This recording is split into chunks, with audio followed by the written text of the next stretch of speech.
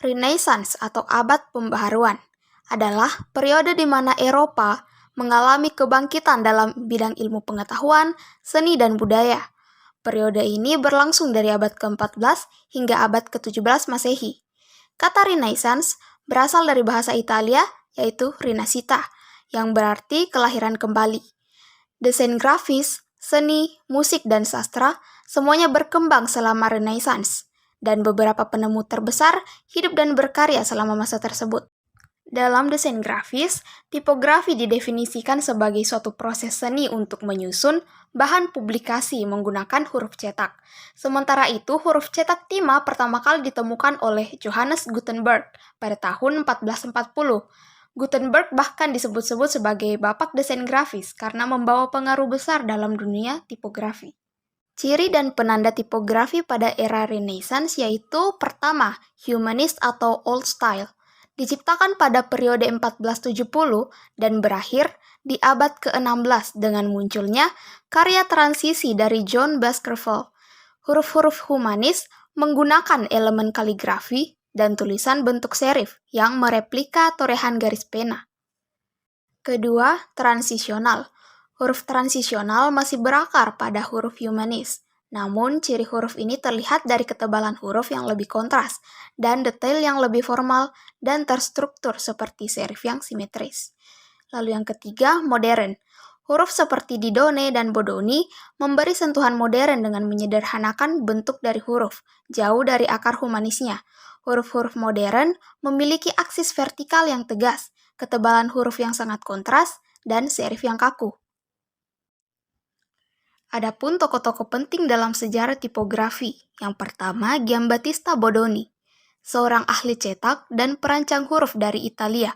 Bodoni dikenal sebagai desainer modern yang pertama dengan karyanya berupa huruf Roman style dengan nama Bodoni Book.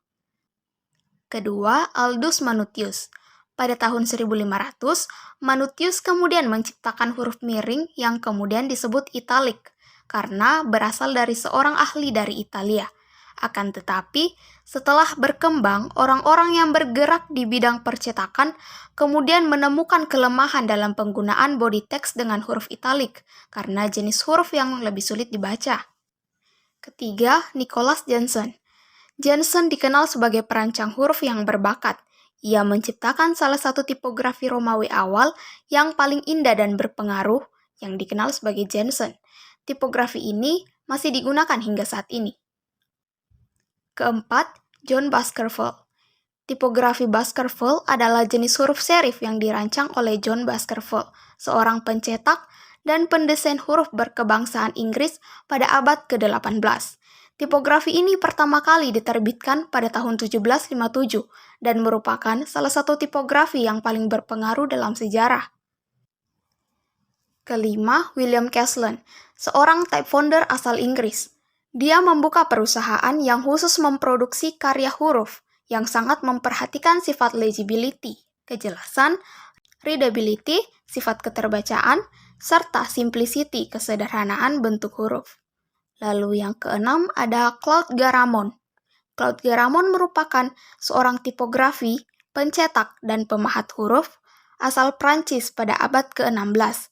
Ia menciptakan huruf Garamond pertama kali diterbitkan pada 1545. Tipografi Garamond sering digunakan untuk teks-teks formal seperti buku, surat kabar, dan majalah. Desain grafis telah mengalami perkembangan signifikan sepanjang sejarahnya, terutama dalam konteks revolusi industri. Berikut adalah beberapa poin penting dalam sejarah desain grafis yang berkaitan dengan revolusi industri. Yang pertama, pada awal perkembangan desain grafis. Sebelum revolusi industri dimulai pada abad ke-18, desain grafis terutama dibatasi pada seni dekoratif, ilustrasi buku, dan tipografi manual yang dikerjakan oleh tangan. Penemuan mesin cetak oleh Johannes Gutenberg pada abad ke-15 adalah tonggak penting dalam sejarah desain grafis karena menciptakan cara yang efisien untuk menghasilkan teks dan gambar secara massal. Yang kedua, perkembangan teknologi cetak. Abad ke-18 dan ke-19 menyaksikan revolusi industri pertama yang mencakup pengembangan mesin cetak berkecepatan tinggi, pabrik kertas, dan tinta cetak yang lebih baik. Ini membuka pintu bagi produksi massal materi cetakan termasuk surat kabar, buku, dan poster.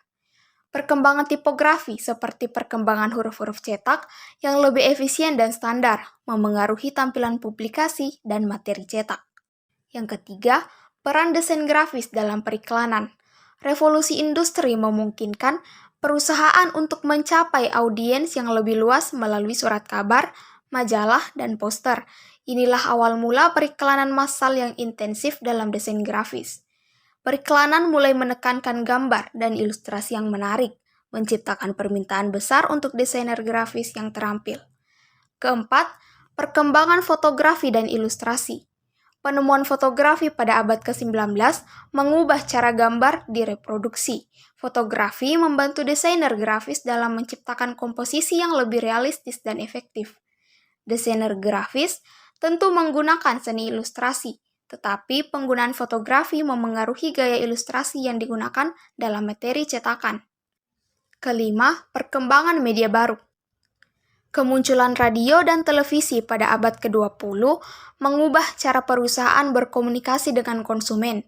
Desainer grafis terlibat dalam menciptakan iklan visual dan grafis untuk media. Perkembangan komputer pada pertengahan abad ke-20 membawa revolusi industri kedua yang mengubah cara desain grafis dibuat. Perangkat lunak desain grafis digital seperti Adobe Illustrator dan Photoshop memungkinkan kreativitas tanpa batas. Keenam, revolusi internet dan desain responsif. Internet mengubah fundamental cara kita berkomunikasi dan mengakses informasi. Desain web menjadi elemen penting dalam desain grafis dengan penekanan pada navigasi, tampilan yang menarik, dan desain responsif yang sesuai dengan perangkat. Seiring dengan perkembangan teknologi seperti kecerdasan buatan dan realitas virtual, desain grafis terus berkembang dan akan terus mengikuti perkembangan ini dalam revolusi industri berikutnya. Sejarah desain grafis adalah kisah perubahan yang menarik dan metode tradisional hingga era digital yang kita alami saat ini. Revolusi industri memainkan peran penting dalam transformasi, mengubah desain grafis menjadi kekuatan kuat dalam komunikasi visual dan branding di seluruh dunia.